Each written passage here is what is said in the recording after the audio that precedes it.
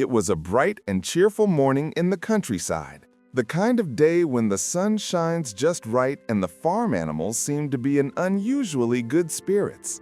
The villagers had gathered around a giant table set under a mango tree, waiting excitedly for the president's friendly farm visit. What they didn't know was that today would become one of the funniest days in village history. The president arrived wearing a clean suit, shiny shoes, and the confidence of a man who believed he could handle anything.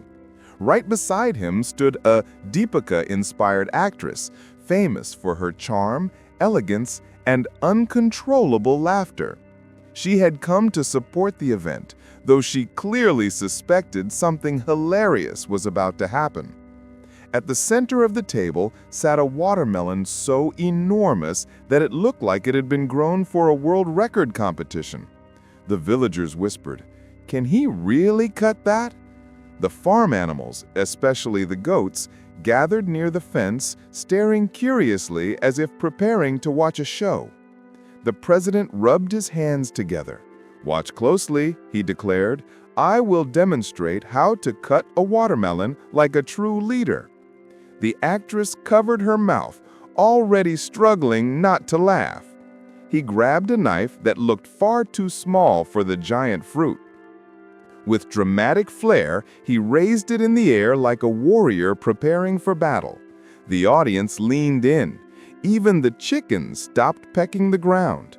He pressed the knife into the watermelon. Nothing happened.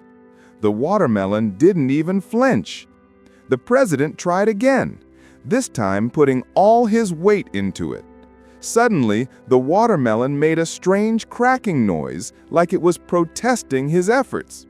Before anyone could react, the giant fruit split open, not slowly, not gently, but explosively. A huge chunk of watermelon shot upward like a rocket and landed squarely on the president's head with a wet, juicy thwomp. The actress burst into laughter so loud the goats looked offended. Red watermelon juice ran down the president's face, dripping onto his suit, making him look like a confused superhero covered in fruit sauce. "Sir, you look like a walking fruit salad," the actress shouted between fits of laughter. The villagers couldn't hold back anymore. They doubled over, tears running down their faces. Some of the kids were rolling on the ground laughing. Even the cows seemed amused, blinking slowly as if thinking, "Finally, some entertainment." The president tried to speak, but every time he opened his mouth, watermelon seeds popped out. The actress ran to him, not to help, but to wipe the juice off her own face, because the explosion had splattered her too.